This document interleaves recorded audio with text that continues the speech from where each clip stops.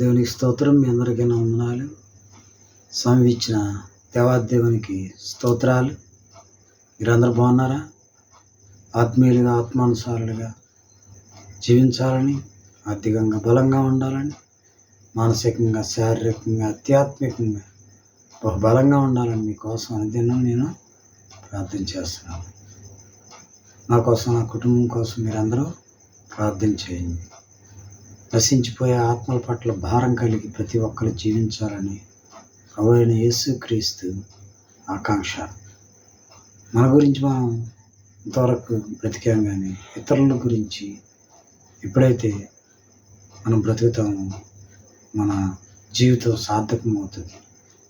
ఆయన పాద సన్నిధిలో, ఆయన పాదాల చెంతకి ఎవరినైతే ఈ లోక సంబంధమైన తాగుడు ద్వారా, వ్యభిచారం ద్వారా, అక్రమ సంబంధాల ద్వారా, అక్రమ సంబంధాల ద్వారా, అక్రమ సంపాదన ద్వారా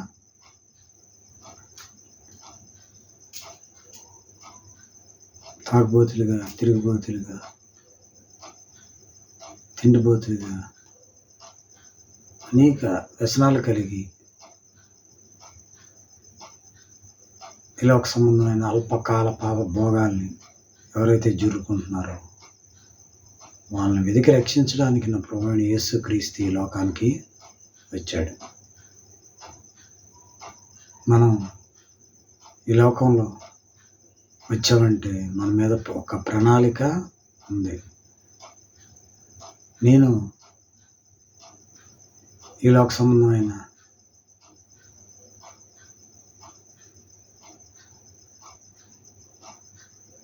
కుటుంబంలో నేను పుట్టా, విగ్రహారాధన కుటుంబంలో అనేక దుర్వ్యసనాలు లోకస్తులు చూసినప్పుడు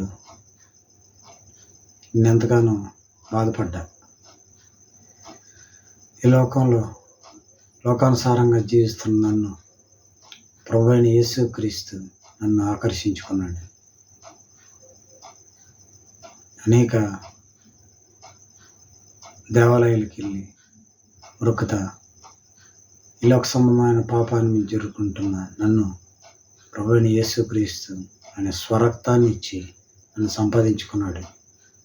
ఆయనకి ఇష్టమైన వారుగా మనం జీవించాలని, ఆయన రాజ్యాన్ని, నీతిని మనం వెతకాలని ఆయన ఆశ, ఆకాంక్ష. ఆయనకి ఇష్టమైన ప్రియులుగా ప్రతి ఒక్కరు జీవించాలని, ఆయన పాద సన్నిధికి వెళ్తే ఆ పరలోక రాజ్యాన్ని, మోక్షాన్ని ప్రసాదిస్తాడని ఎంతమంది అయితే ఈ లోక సంబంధమైన పాపానికి, లోకానికి, శరీరానికి, సాతానికి బానిసై తొత్తులుగా జీవిస్తున్నారు, వాళ్ళని వెతికి రక్షించడానికి నా ప్రభువైన యేసుక్రీస్తు ఈ లోకానికి వచ్చాడు. ఆయనకి ఇష్టమైన వారుగా మనం జీవించాలని, ఆయనతో యుగయుగాలు బ్రతకాలని, ఈ లోక సంబంధమైన ప్రతిదీ త్యజించి నశించిపోయే ఆత్మల పట్ల భారం కలిగి జీవించాలని ప్రభు ఆకాంక్ష. అందుకనే ఈ లోక సంబంధమైన పాప ప్రవాహంలో కొట్టుకెళ్ళిపోతున్న నన్ను ఆయన రక్షించుకొని ఆయనకి ఇష్టమైన ప్రియుడిగా నన్ను చేసుకున్నాడు. అనేకులు దేవుని సన్నిధికి బహు దగ్గరగా రావాలని, ఆయన ప్రేమ స్వార్థ ప్రతి ఒక్కరు విని ఆయన పాదాలు సాగిలపడి ఆయన గూర్చి జీవించే ధన్యతన భాగ్యాన్ని ప్రతి ఒక్కరికి దయచేయాలని ప్రభువైన యేసుక్రీస్తు నీతోనే మాట్లాడుతున్నాడు. ఆయనకి ఇష్టమైన ప్రియులుగా మనం జీవిద్దామని ప్రార్థన చేద్దాం. మహాపరిశుద్ధుడ, మహాగణుడ, స్తోత్రాలు నాయన. పాటల ద్వారా నన్ను స్తుతిస్తుండగా, కీర్తిస్తుండగా, కొనియాడుతుండగా మీకు ఇష్టమైన ప్రియులుగా మీరు ఆత్మలను సత్యంతో ఆరాధించే ధన్యతను భాగ్యాన్ని మాకు దయచేయమని యేసుక్రీస్తు ప్రార్థన సమర్పిస్తున్నాం తండ్రి. ఆమేన్. నా యేసు రాజ్యం అందమైన రాజ్యం. నా యేసు రాజ్యము అందమైన రాజ్యము, అందులో నేను నివసింతును. నా యేసు రాజ్యము అందమైన రాజ్యము, అందులో నేను నివసింతును. సూర్య చంద్రులు అక్కర లేని రాజ్యం, ప్రభు క్రీస్తే వెలుగై ఉన్న రాజ్యం. సూర్య చంద్రులు అక్కర లేని రాజ్యం, ప్రభు క్రీస్తే వెలుగై ఉన్న రాజ్యం. నా యేసు రాజ్యము అందమైన రాజ్యము, అందులో నేను నివసింతును. అవినీతి ఏముండని రాజ్యము, ఆకలి దప్పికలు లేని నిత్య రాజ్యం. అవినీతి ఏముండని రాజ్యము, ఆకలి దప్పికలు లేని నిత్య రాజ్యం. ఇక కరువు కష్టం వ్యాధి బాధ లేని రాజ్యం.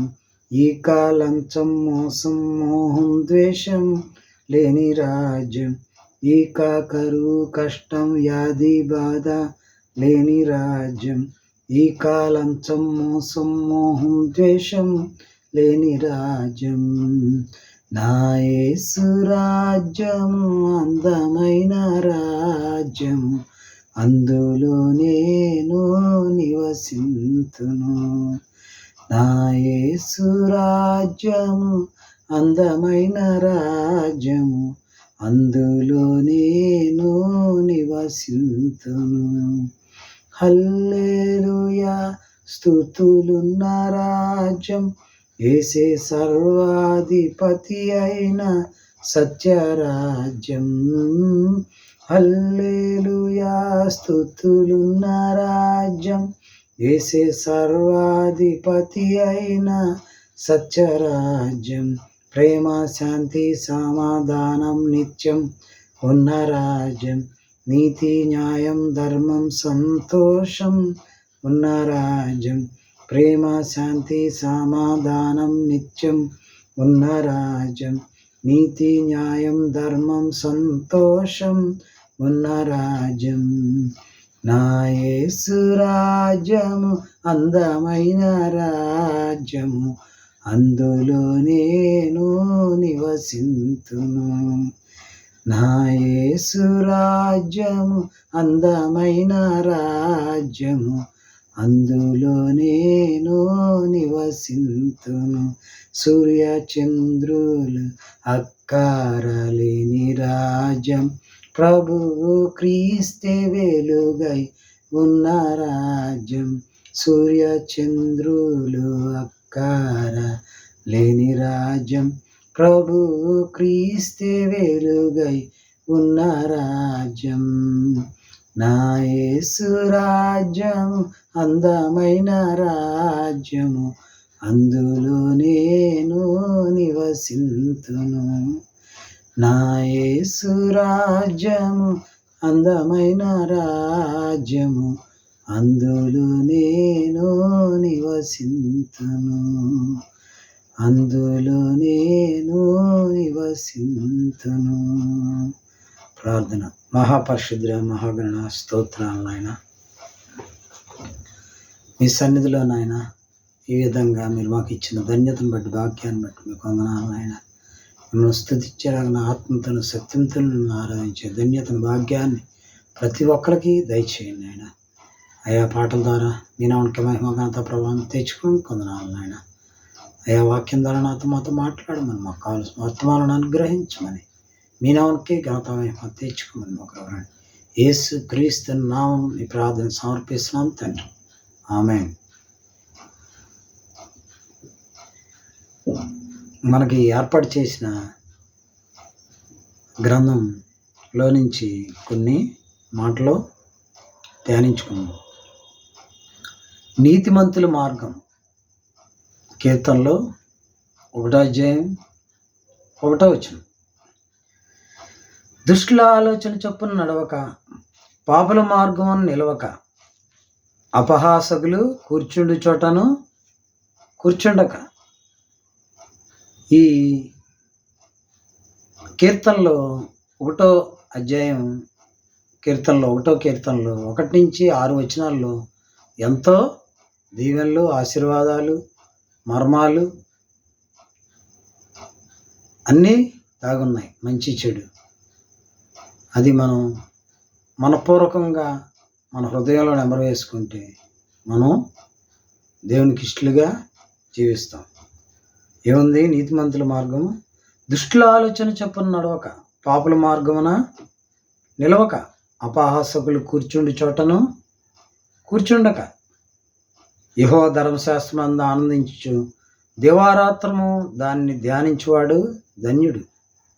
అతను నీటి కాలువల ఎవరన్నా నాటబడినదే ఆకువాడక తన కాలమందు ఫలమిచ్చి చెట్టు వలె నుండును. అతడు చేయనిదంతయు సఫలమగును. దుష్టులాగనుండగా గాలి చెదరగొట్టు పొట్టువలే నుందురు. కాబట్టి న్యాయ విమర్శలో దుష్టులను, నీతిమంతుల సభలో పాపులను నిలవరు. నీతిమంతుల మార్గము యెహోవాకు తెలియను, దుష్టుల మార్గము నాశనమునకు నడుపును. దుష్టుల మార్గం 1వ వచనం. దుష్టుల ఆలోచన చొప్పున నడవక, పాపుల మార్గమున నిలవక, అపహాసకులు కూర్చుండి చోటను కూర్చుండక. కీర్తనల గ్రంథం 1వ వచనం నీతిమంతుల దుష్టుల మధ్య భేదాన్ని నొక్కి ఒక్కానిస్తున్నది. వారు చేయని క్రియల ద్వారా, వెళ్ళని ప్రదేశాల ద్వారా, ఉండని సంఘం లేక చేయని సహవాసం ద్వారా వారు నిజమైన విశ్వాసులను గుర్తించవచ్చు. హానికరమైన లేక నాశనకరమైన వాటి నుండి మళ్ళని ఏ వ్యక్తి దేవుని దీవెనల అనుభవాన్ని పొందలేడు అని తెలియజేస్తుంది. అలాగే కీర్తనలో 26 కీర్తనలో 4వ వచనం. పనికి మాలిన వారితో నేను సాంగత్యము చేయను, వేషధారులతో పొందు చెయ్యను. పనికి మాలిన వారితో నేను సాంగత్యము చేయను, వేషధారులతో పొందు చేయను అని భక్తుడు మాట్లాడుతున్నాడు, దావీదు భక్తుడు. అందుకనే మనం పనికిమాల వారితో, దుష్టులతో, వాళ్ళ ఆలోచన చొప్పున, వాళ్ళ మార్గమున నిలవకుండా కూర్చుండి చోటన అపహాసకులు మనం కూర్చుండగా దేవునికి ఇష్టలుగా మనం జీవించాలని దేవుడు ఈ సమయంలో నీతోనే మాట్లాడుతున్నాడు. అలాగే సామెతల గ్రంథము 4వ అధ్యాయం 4వ వచనం, 14వ వచనం.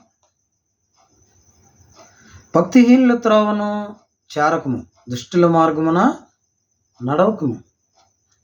భక్తిహీనుల త్రోవను చేరకము, దుష్టుల మార్గమున నడవకము.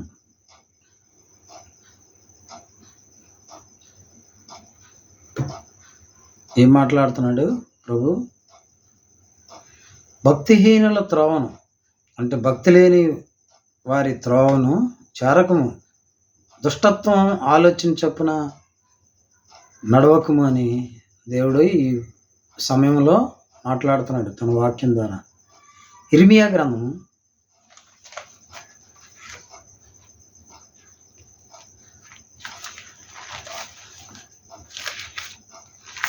15వ అధ్యాయం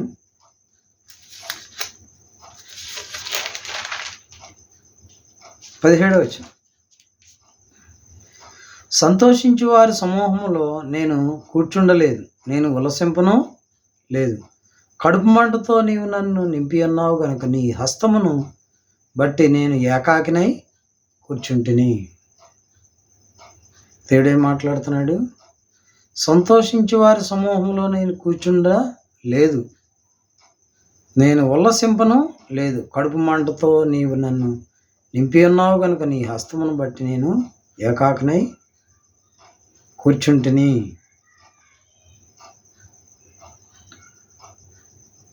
దేవుడు వాక్యం ద్వారా మాట్లాడుతున్నాను. అలాగే కీర్తన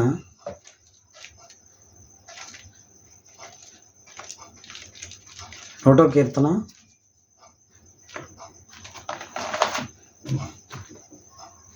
2వ వచనం. యెహోవా ధర్మశాస్త్రమందు ఆనందించు దేవరాత్రము దాన్ని ధ్యానించువాడు ధన్యుడు. 1వ కీర్తనల గ్రంథం అంతటికి పరిచయంగా పనిచేస్తున్నది. అది దేవుని చేత గుర్తింపు పొందిన స్పష్టమైన వేర్వేరు జీవిత సిద్ధాంతాలు గల 2 వర్గాలుగా వ్యక్తులలోని భేదాన్ని చూపుతున్నది. ఒకటి, న్యాయం, ప్రేమ, దేవుని వాక్యం పట్ల విధేయతలు కలిగి ఈ లోకంతో సంబంధం లేని భక్తి పరులు. 2, లోక విధానాలకు ప్రతినిధులై దేవుని వాక్యంలో నిలవనందు వలన దేవుని ప్రజల సమాజంలో పాలుభాగం లేని భక్తి హీనులు. భక్తిగల వ్యక్తి దేవునికి తెలుసు, అతడు ఆయన దీవెనలు పొందినవాడు. అయితే దైవభక్తి లేని వ్యక్తి దేవుని రాజ్యంలో పాలు లేక నశించి పోతాడు. ఈ 2 రకాలైన వ్యక్తులు విమోచన చరిత్రలోని ఆ తర్వాత నిత్యత్వంలోని వేరువేరుగా ఉంటారు. యెహోవా ధర్మశాస్త్రమందు ఆనందించుచు. దేవునిచే ఆశీర్వదించబడిన వారు చెడుగు చేయడం మానేయడమే కాక తమ జీవితాలను దేవుని వాక్యంపై కట్టుకుంటారు. దేవుని మార్గాల్లో ఆయన ఆజ్ఞల్లో నిజమైన ఆనందాన్ని పొందుతూ దేవుని ఉద్దేశానికి విధేయులు కావడానికి హృదయపూర్వకంగా ప్రయత్నిస్తారు. దుష్టులు సత్యాన్ని ప్రేమించక దాన్ని తిరస్కరిస్తారు కనుక వారు నశించిపోతారు. విమోచింపబడిన వారి ఆత్మలు భావోద్రేకాలే వారి చర్యలకు ప్రేరణ. దేవుని వాక్యంలో ఉన్న దేవుని సత్యం వారిని ఆవరించి ఉంటుంది. దేవారాత్మను ధ్యానించేవాడు ధన్యుడు. తమ ఆలోచన సరళిని, అభిప్రాయాలను, తమ క్రియలను చక్కదిద్దుకోవడానికి దేవుని దీవెనలతో జీవించడానికి ప్రయత్నించేవారు ఆయన ధర్మశాస్త్రాన్ని అంటే ఆయన వాక్యాన్ని ధ్యానిస్తూ ఉంటారు. వారు లేఖనాలను చదువుతారు, వాటిని లోతుగా ఆలోచిస్తారు, వాటిని ఇతర లేఖన భాగాలతో పోల్చి చూస్తారు. బైబిల్లోని భాగాలను గురించి ధ్యానించేటప్పుడు ఈ క్రింది ప్రశ్నలు వంటి వారి మనసుల్లో మెదులుతూ ఉంటాయి. దేవుని ఆత్మ ఈ వచనాన్ని నా ప్రస్తుత పరిస్థితికి అన్వయిస్తున్నాడా? నేను పొందగలిగిన వాగ్దానం దీనిలో ఉన్నదా? నేను మానుకోవడానికి ప్రయత్నించాల్సిన ఒక ప్రత్యేక పాపాన్ని ఈ భాగం తెలియజేస్తున్నదా? నేను విధేయత చూపవలసిన ఆజ్ఞను దేవుడు ఇస్తున్నాడా? పరిశుద్ధాత్మ చెబుతున్న దానికి నా ఆత్మ ఏకీభావంతో ఉన్నదా? నేను వ్యక్తిగతంగా విధేయుడని పరిశుద్ధాత్మ ద్వారా జ్ఞానం పొందవలసిన అవసరం ఉన్నదని ఈ భాగం వ్యక్తం చేస్తున్నదా అని పరిశీలించుకుంటాడు. 3వ వచనం. అతను నీటి కాలువల ద్వారా నాటబడినది ఆకు వాడక. అంటే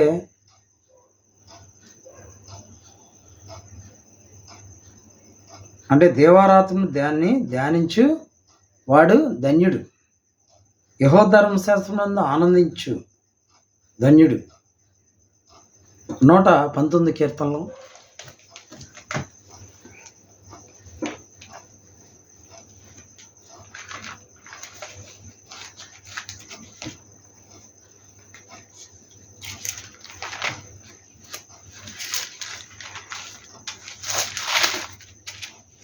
119 కీర్తనలో 1వ వచనం.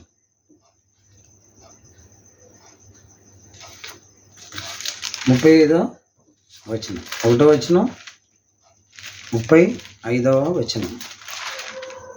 యెహోవా ధర్మశాస్త్రమును అనుసరించి నిర్దోషముగా నడుచుకుని వారు ధన్యులు. యెహోవా ధర్మశాస్త్రమును అనుసరించి నిర్దోషముగా నడుచుకుని వారు ధన్యులు. లిఖితమైన దేవుని వాక్యం పట్ల గంభీరమైన ప్రేమను ఈ కీర్తన వ్యక్తం చేస్తున్నది. ఇది వాక్యాన్ని ఒక వాగ్దానంగా, ఆజ్ఞగా, మార్గదర్శిగా, సాక్ష్యంగా, బోధనగా, జ్ఞానంగా, సత్యంగా, నీతిగా, ఒక గుర్తింపుగా వ్యవహరిస్తున్నది. ఇది కీర్తనకారునికి ఆదరణగా, కాపుదలగా, విధిగా, జీవన సిద్ధాంతంగా, అతని హృదయానికి, ఆత్మకు ఆనందంగా అతని అవసరాలన్నింటినీ తీర్చేదిగా చెబుతున్నాడు. 1 కీర్తనాకారుడు దేవుని వాక్యాన్ని చదువుతూ దాన్ని ధ్యానిస్తూ ప్రార్థించడం ద్వారా దేవునిపై గొప్ప ప్రేమను వ్యక్తం చేస్తున్నాడు. ఆ వాక్యంపై మనలో ప్రేమ పెంపొందితేనే మనం కృపలోను నీతిలోను ఎదగలమని అతడు మనకు ఉపదేశిస్తున్నాడు. 2 ఈ కీర్తనలో 8 వచనాలతో గల 22 పద్యాలు లేక పారాగ్రాఫ్లు హెబ్రూ భాష వర్ణాలయాల 22 అక్షరాలను అనుగుణంగా ఉన్నాయి. గుణ లక్షణానికి సంబంధించిన అక్షరంతో ప్రారంభం అవుతుంది.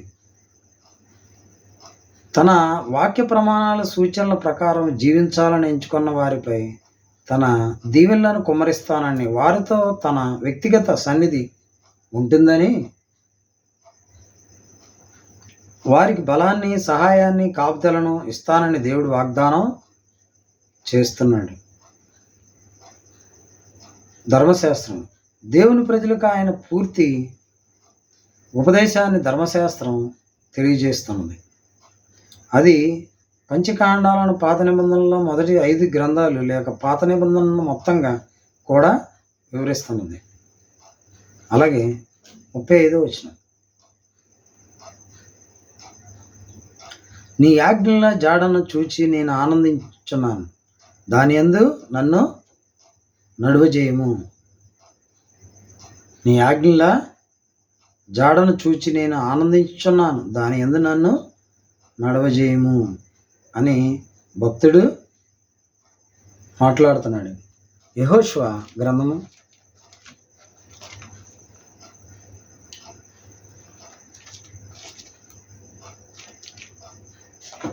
1వ అధ్యాయం 8వ వచనం. యెహోషువ గ్రంథము 1వ అధ్యాయం 8వ వచనం. ఈ ధర్మశాస్త్ర గ్రంథమును నీవు బోధింపక తప్పిపోకూడదు. దానిలో వ్రాయబడిన వాటన్నిటి ప్రకారం చేయుటకు నీవు జాగ్రత్త పడినట్లు దేవారాత్రులు దాన్ని ధ్యానించినట్ల నీ మార్గమును వర్జిల్ల చేసుకొని చక్కగా ప్రవర్తించదవు అని దేవుడు యెహోషువ ద్వారా మాట్లాడుతున్నాడు. ఈ ధర్మశాస్త్ర గ్రంథమును నీవు బోధింపక తప్పిపోకూడదు. దానిలో రాయబడిన వాటిని ప్రకారం చేయుటకు నీవు జాగ్రత్తగా పడినట్లు దేవరాత్రులు దాన్ని ధ్యానించడలా నీ మార్గమును వర్జిల్ల చేసుకొని చక్కగా ప్రవర్తించదవు అని దేవుడు వాక్యం ద్వారా నీతో మాట్లాడుతున్నాడు. ధ్యానించడం అంటే మౌనంగా చదవడం లేక నీలో నీవే ఆలోచిస్తూ మాట్లాడుకోవడం, దేవుని వాక్యాన్ని ఆయన మార్గాలను నెమరు వేసుకోవడం, నీ జీవితంలో ప్రతి రంగానికి వాటిని అన్వయింప చేసుకోవడం ఇందులో ఇమిడి ఉంది. చక్కగా వర్జిల్ల చేసుకొని దేవుని వాక్యాన్ని ధర్మశాస్త్రాన్ని గ్రహించి వాటిని అనుసరించిన వారు వర్ధిల్లుతూ జయకరంగా జీవిస్తారు. నీతిగా జీవించడానికి తమ జీవితాల్లో దేవుని సంకల్పాలు నెరవేర్చడానికి అవసరమైన జ్ఞానాన్ని వారు పొందుకుంటారు. వర్జిల్లడానికి జయప్రదంగా జీవించడానికి అవసరమైన కొన్ని అంశాలు: 1 నిబ్బరం కలిగి ధైర్యంగా జాగ్రత్త కలిగి ఉండాలి. 2 మన నమ్మకాలకు క్రియలకు వాక్యమే మూలాధారమై ఉండాలి. 3 ప్రతిదినం దేవుని వాక్యం చదివి ధ్యానించాలి. 4 జీవితకాలమంతా మనపూర్వకంగా దేవుని సన్నిధిని వెతకడానికి తీర్మానించుకోవాలి. యెహోషువకి ఇచ్చిన ఈ సందేశం జయకరమైన జీవితానికి కావలసిన కొన్ని సాధారణ సూత్రాలను అందిస్తున్నది. అయినప్పటికీ ఒక విషయం గుర్తుపెట్టుకోవాలి: ఈ సూత్రాలను పాటించిన వారందరినీ దేవుడు వస్తుపరంగా వర్జిల్ల చేస్తాడని దాని అర్థం కాదు.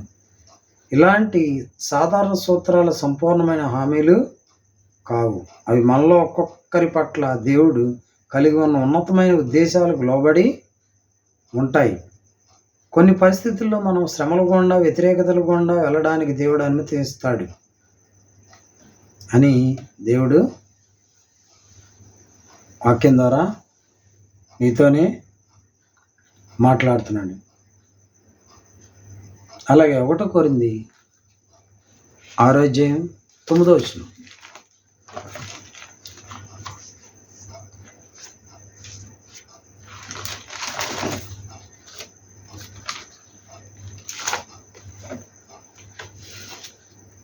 అన్యాయస్తులు దేవుని రాజ్యమునకు వారసులు కారేరని మీకు తెలియదా? మోసపోగుడి, జారులైనను, విగ్రహారాధులైనను, వ్యభిచారులైనను, ఆడంగితనం గలవారైనను, పురుష సంయోగములైనను. ఏం మాట్లాడుతున్నాడు దేవుడు వాక్యం ద్వారా? అన్యాయస్తులను దేవుని రాజ్యమునకు వారసులు కానేరని మీకు తెలియదా? మోసపోగుడి, జారులైనను, విగ్రహారాధికులైనను, వ్యభిచారులైనను, ఆడంగితనము గలవారైనను, పురుష సంయోగులైనను.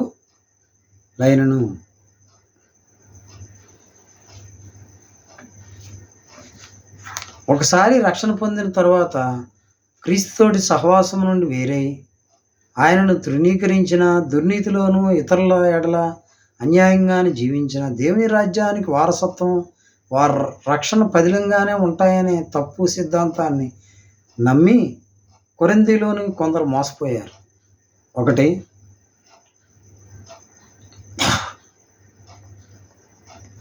అయితే క్రైస్తవులు కూడా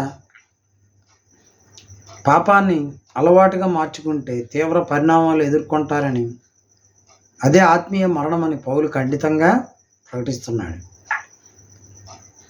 దుర్నీతిలో సంతృప్తిపడి జీవిస్తూ దేవుని రాజ్యాన్ని స్వతంత్రించుకోవడం ఎవరికి సాధ్యం కాదు.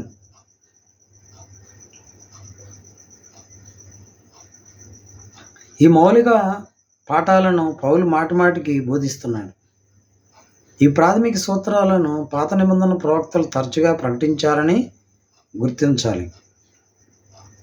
2, పౌలు హెచ్చరిక క్రైస్తవ సమాజమంతటికి సంబంధించినది. అన్యాయస్తులైన వారందరూ దేవుని రాజ్యానికి వారసులు కానేరరు కనుక మనం మోసపోకూడదు. మారు మనస్సు అనుగ్రహించి పరిశుద్ధాత్మ కార్యం లేకుండా రక్షణానుభవం కలగదని పౌలు వేదాంత బోధ స్పష్టం చేస్తున్నది. అలాగే 2వ దశలోనిక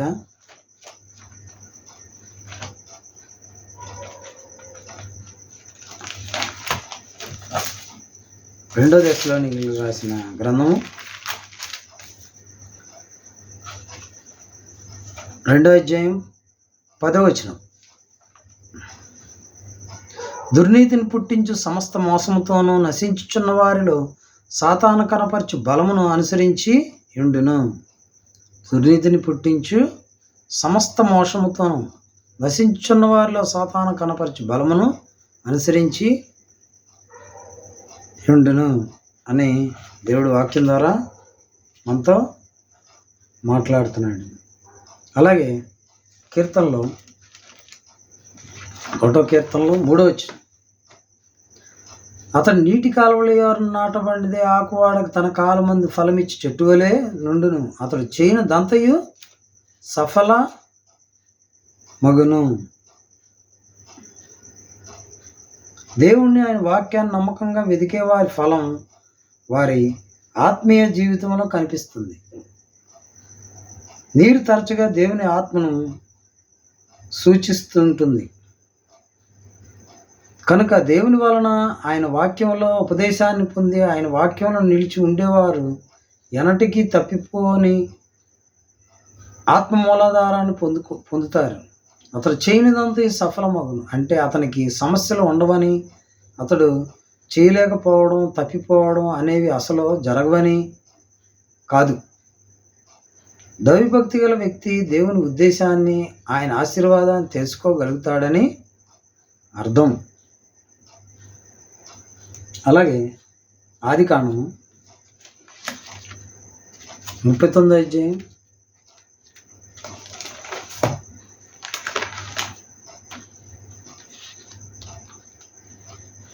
3వ వచనం.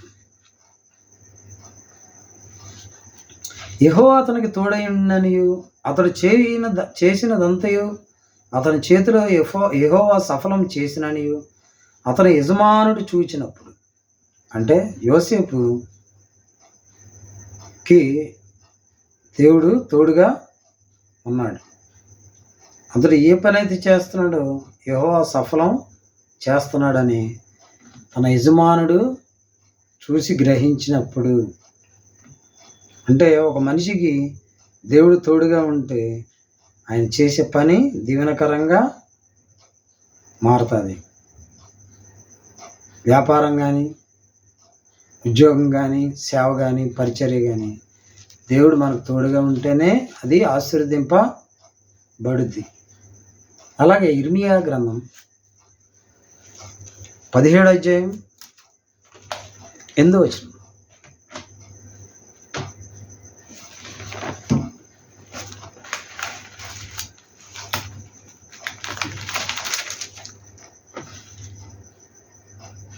వాడు జలముల యొద్ద నాటబడిన చెట్టు వలె నుండును, అది కాలువల యోరను దాని వ్రేళ్ళు తన్నును, వెట్టకలిగినను దానికి భయపడదు, దాని ఆకు పచ్చగా నుండును, వర్షము లేని సంవత్సరమున చింతనొందదు, కాపు మానదు. దేవుడు ఇర్మియా ద్వారా ఏం మాట్లాడుతున్నాడంటే, వాక్యం ద్వారా, వాడు జలముల యొద్ద నాటబడిన చెట్టు వలె నుండును, అది కాలువల యోరను దాని వ్రేళ్ళు తన్నును, వెట్టగలిగినను దానికి భయపడదు, దాని ఆకు పచ్చగా నుండును, వర్షము లేని సంవత్సరమున చింత నొందదు, కాపు మానదు. అంటే ఫలించే చెట్టుగా నిన్ను చేస్తానని దేవుడు వాగ్దానం చేస్తున్నాడు.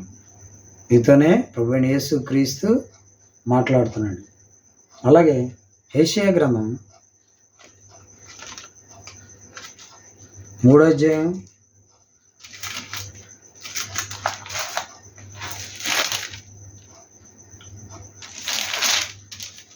10వ వచనం. మీకు మేలు కలిగిన నీతిమంతులతో చెప్పుము, వారు తమ క్రియల ఫలము అనుభవింతురు. మీకు మేలు కలిగిన నీతిమంతులతో చెప్పుము, వారు తమ క్రియల ఫలము అనుభవించుదురు.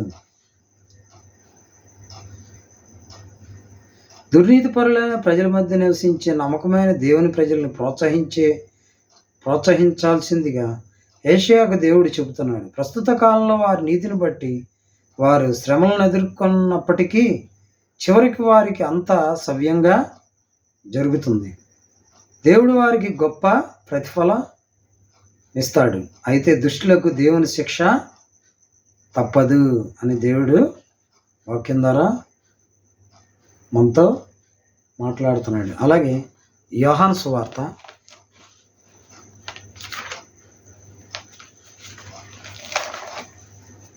7వ అధ్యాయం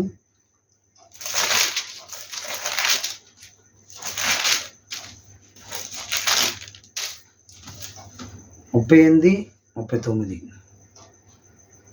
నా యందు విశ్వాసం ఉంచి వాడెవడో లేఖనము చెప్పినట్టు వాని కడుపులో నుండి జీవజల నదులు పారునని బిగ్గరగా చెప్పాను. తన యందు విశ్వాసం ఉంచువారు పొందబో ఆత్మను గూర్చి ఆయన ఈ మాట చెప్పాను. యేసు ఇంకను మహింపరచబడలేదు గనుక ఆత్మ ఇంకను అనుగ్రహింపబడి ఉండలేదు. ప్రభువైన యేసుక్రీస్తు నా యందు విశ్వాసం ఉంచువాడెవడో లేఖనము చెప్పినట్టు వాని కడుపులో నుండి జీవజల నదులు పారునని బిగ్గరగా చెప్పును. తన యందు విశ్వాసం ఉంచువారు పొందబో ఆత్మను గూర్చి ఆయన ఈ మాట చెప్పాను. యేసు ఇంకను మహిమపరచబడలేదు గనుక ఆత్మ ఇంకను అనుగ్రహింపబడి ఉండలేదు.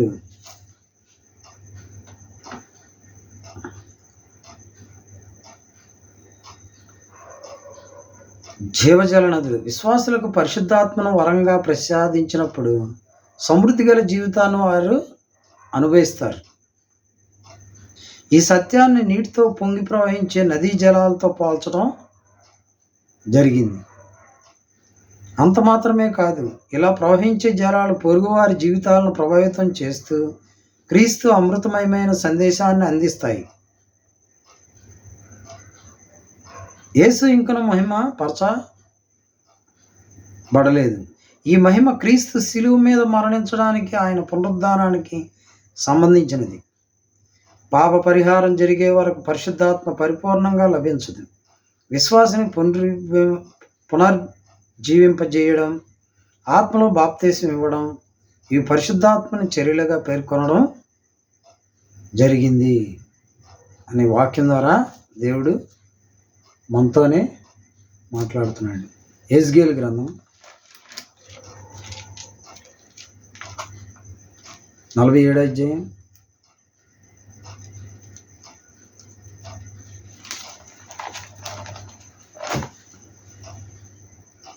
12వ వచనం. నదీ తీరమును ఇరుప్రక్కల ఆహారం ఇచ్చి సకల జాతి వృక్షములు పెరుగును, వాటి ఆకులు వాడిపోవు, వాటి కాయలు ఎప్పటికీ రాలవు. ఈ నది నీరు పరిశుద్ధ స్థలంలో నుండి పారుచున్నది కనుక ఆ చెట్లు నెల నెలకు కాయలు కాయను, వాటి పండ్లు ఆహారమునకు, వాటి ఆకులు ఔషధములకు వినియోగించును. ఏం మాట్లాడుతున్నాడు యెహెజ్కేలు ద్వారా దేవుడు? నదీ తీరమును ఇరుప్రక్కల ఆహారం ఇచ్చి సకల జాతి వృక్షములు పెరుగును, వాటి ఆకులు వాడిపోవు, వాటి కాయలు ఎప్పటికీ రాలవు. ఈ నది నీరు పరిశుద్ధ స్థలంలో నుండి పారుచున్నది కనుక ఆ చెట్లు నెల నెలకు కాయలు కాయను, వాటి పండ్లు ఆహారమునకును, వాటి ఆకులు ఔషధమునకును వినియోగించును.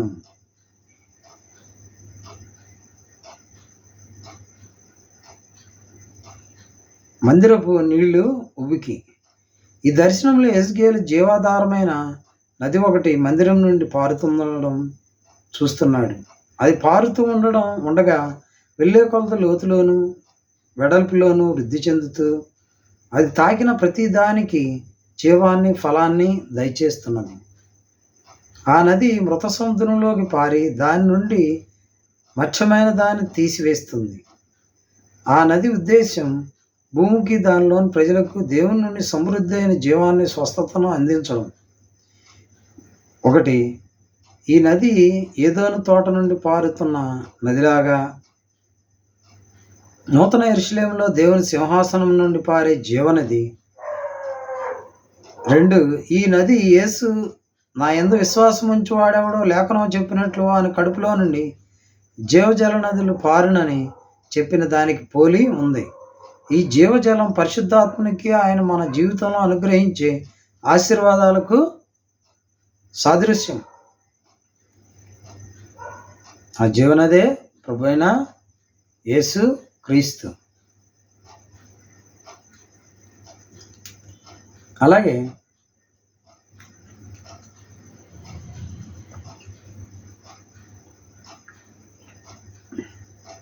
కీర్తనలో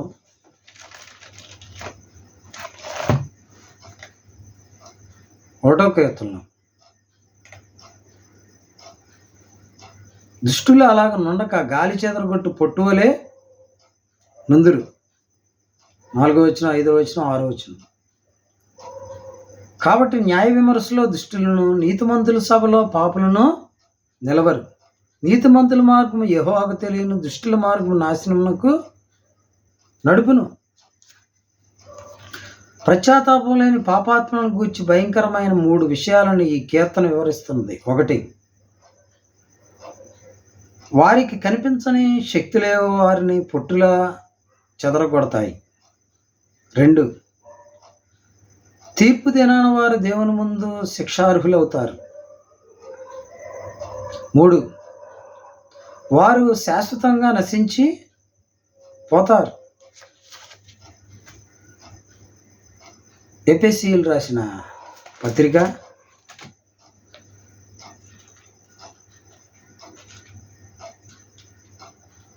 2వ అధ్యాయం 2వ వచనం.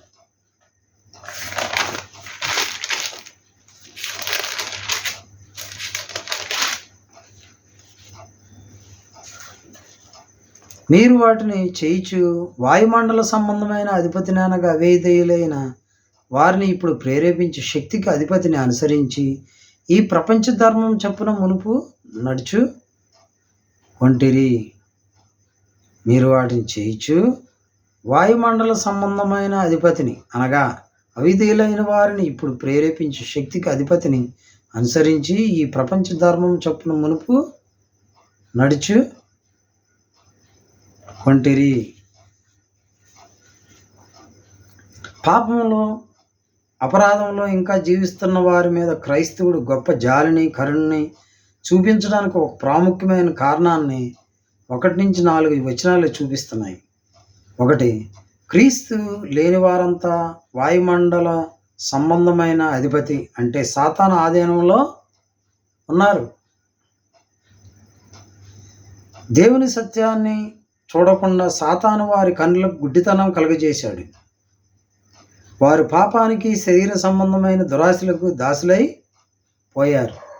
2, కొత్తగా జన్మించిన వ్యక్తి తన ఆధ్యాత్మిక పరిస్థితి వల్ల దేవుని కృప లేకుండా సత్యాన్ని అర్థం చేసుకోలేడు, అంగీకరించలేడు కూడా. 3, క్రైస్తవుడు ప్రతి ఒక్కరిని వాక్యానుసారమైన దృష్టికోణంతోనే చూడాలి. లైంగిక అవినీతిలోనూ నీతిలోనూ అతిశయంలోనూ చిక్కుకొని ఉన్నవారిని చూసి జాలిపడాలి, ఎందుకంటే వారి పాపానికి సాతానుకు దాసులై పోయారు. 4, క్రీస్తు లేని వ్యక్తి తన పాపానికి తనే బాధ్యత వహించాలి, ఎందుకంటే ప్రతి వ్యక్తికి దేవుణ్ణి తెలుసుకొని విశ్వాసం ద్వారా పాపదాస్యం నుంచి తప్పించుకునేందుకు చాలినంత వెలుగును కృపను దేవుడు అనుగ్రహించాడు అని దేవుడు మన వాక్యం ద్వారా మనతో మాట్లాడుతున్నాడు. అలాగే మత్తయి సువార్త 10వ అధ్యాయం 28వ వచనం.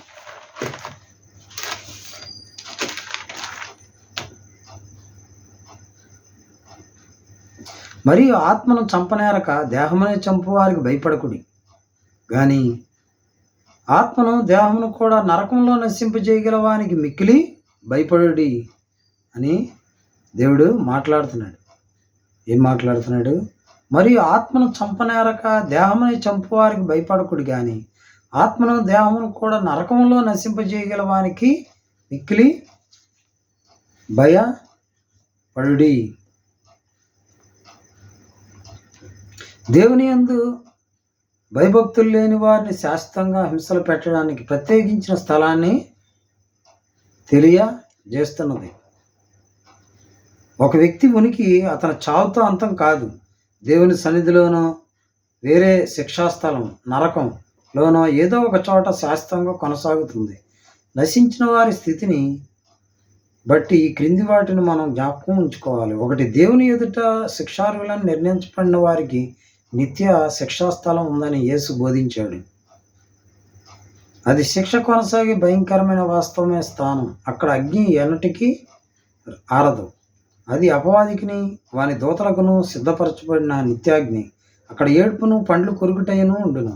కాళ్ళు చేతులు కొట్టివేసి వెలుపల చీకట్లో ఉండిపోవడం, యాతన దుఃఖం పరలోకం నుండి వేరు చేయబడడం ఉంటాయి. 2, పత్రికల బోధ కూడా స్థూలంగా ఇదే. సువార్తకు అవిధేయులైన వారి మీద ప్రతీకారంగా దేవుని న్యాయ తీర్పు రాబోతుంది. అపోస్తలులు బోధించాడు, వారు ప్రభు సన్నిధి నుండి మహిమ నుండి వేరు చేయబడతారు. దేవుని శత్రువులు నాశనం అవుతారు. 3, దుర్మార్గం జరిగించే వారిపై న్యాయ తీర్పు తప్పక ఉంటుందని బైబిల్ బోధిస్తుంది. దాని ప్రధాన ఉద్దేశం తీర్పు, యాతన, కాల పరిమితి లేకుండా దేవుని నుండి వారు వేరు చేయబడతారు. ఈ సిద్ధాంతం వికారమైనది, అర్థం చేసుకోవడానికి కఠినమైనది అని క్రైస్తవులకు అనిపించవచ్చు. అయినా దేవుని వాక్యాధికారానికి మనం లొంగి ఉండాలి. దేవుని నిర్ణయం మీద, న్యాయం మీద నమ్మిక ఉంచాలి. 4, ఎవరూ నశించిపోవాల్సిన అవసరం లేకుండా వారి పక్షంగా చనిపోవడానికి దేవుడు తన కుమారుని పంపించాడన్న విషయాన్ని మన ఆలోచనలో మొదటిగా ఉంచుకోవాలి. నరకానికి ఎవరు వెళ్ళకూడదన్నది దేవుని ఉద్దేశం. అయితే నరకానికి వెళ్ళేవారు దేవుడు ఏర్పాటు చేసిన రక్షణను తిరస్కరించి నరకానికి వెళ్తారు. నరకాన్ని గురించిన సత్యం వాస్తవం దేవుని ప్రజలందరినీ పాపాన్ని తీవ్రంగా ద్వేషించేలా, తప్పిపోయిన వారి రక్షణకై ఎడతెగ ప్రయత్నించేలా, భావి కాలంలో జరగబోయే దేవుని న్యాయమైన తీర్పును గురించి ప్రతి వారిని హెచ్చరించేలా ప్రేరేపించాలి అని దేవుడు వాక్యం ద్వారా మనతో మాట్లాడుతున్నాడు. అయితే యోబు గ్రంథం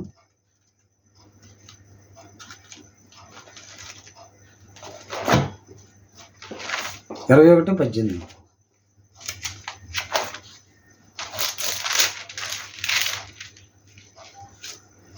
వారు తుఫాను ఎదుట కొట్టుకొని పోవు చెత్తవలను గాలి ఎగరగొట్టు పట్టువలను ఉండినట్లు ఆయన కోప్పడి వారికి వేదనలు నియమించుట అరుదు కదా. వారు తుఫాను ఎదుట కొట్టుకొని పోవు చెత్తవలను గాలి ఎగరగొట్టు పట్టువలను ఉండినట్లు ఆయన కోప్పడి వారికి వేదనలు నియమించుట అరుదు కదా అని దేవుడు మాట్లాడుతున్నాడు. అలాగే లాస్ట్గా హోషేయ గ్రంథం 17వ అధ్యాయం 13వ వచనం. జనములు విస్తార జలములకు ఘోష వలన ఘోషించును, ఆయన వారిని బెదిరించును. వారు దూరముగా పారిపోవుదురు, కొండ మీద పొట్టి గాలికి ఎగిరిపోనట్లు తుఫాను ఎదుట గిరగిరా తిరుగు కసువు ఎగిరిపోనట్లు వారును తరంపడుదురు అని దేవుడు ఇంతవరకు తన వాక్యం ద్వారా మాట్లాడాడు. అయితే కీర్తనలో 1వ అధ్యాయంలో 6 వచనాల్లో ఇంత దేవుడు మంచి మాటలని దేవుడు పెట్టి అన్నాడు. ఎందువల్లంటే నీతిమంతుల మార్గం, దేవుని పరిశుద్ధ మాటలు దేవుడు దీవించి ఆశీర్వదించును గాక. మహాపరిశుద్ధుడ మహాగణుడ స్తోత్రాలు నాయన.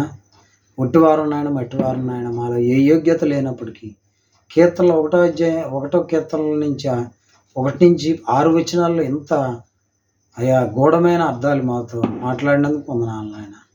మాట్లాడే దేవుడు నాయన, ఈ మాటలు జీవపోవట్లు నాయన. అయ్యా ప్రతి ఒక్కరితో మీరు మాట్లాడినందుకు మీకు వందనాలు స్తోత్రాలు చెల్లిస్తూ యేసు క్రీస్తు నామమున ప్రార్థన సమర్పిస్తున్నాం తండ్రి, ఆమేన్. మా పరమ తండ్రి అయిన దేవుని ప్రేమ, కుమారుడైన యేసు క్రీస్తు కృప, పరిశుద్ధాత్మ ఆయన సన్నిధి సహవాసం ఎవరైతే వాక్యాన్ని యూట్యూబ్ ద్వారా, ఫేస్బుక్ ద్వారా, వాట్సాప్ ద్వారా, స్టేటస్ ద్వారా ఎంతమంది వాక్యాన్ని చూస్తున్నారు, వింటున్నారు, ఆయన కృప కాపుదల భద్రత సమృద్ధి తోడుగా ఉండి సంరక్షించును గాక. ఆమేన్.